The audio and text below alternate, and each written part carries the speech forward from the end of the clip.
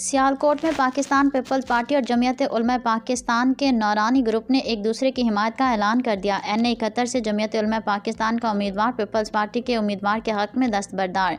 Zoya news plus registered के सियालकोट से खसूसी नुमाइंदा बराए इलेक्शन 2024 की रिपोर्ट के मुताबिक पाकिस्तान पीपल्स पार्टी से कौमी असम्बली के हल्का NA71 से उम्मीदवार ख्वाजा अवैस मुश्ताक एडवोकेट ने मीडिया से गुफ्तगू करते हुए बताया कि NA71 PP 46 और PP 44 में जमीयत उलमा पाकिस्तान ने अपने उम्मीदवारों को पाकिस्तान पीपल्स पार्टी के उम्मीदवारों के हक में दस्तबरदार कर लिया है, जबकि PP 47 में पीपल्स पार्टी जमीयत उलमा पाकिस्तान के उम्मीदवार की हिमायत करेगी। उम्मीदवार NA71 ख्वाजा अवैस मुश्ताक एडवोकेट ने कहा कि इस हल्के में नून लीग काबिज है और इस हल्के में साफ पानी, टूटी सड़कों के मसाइल दरपेश हैं।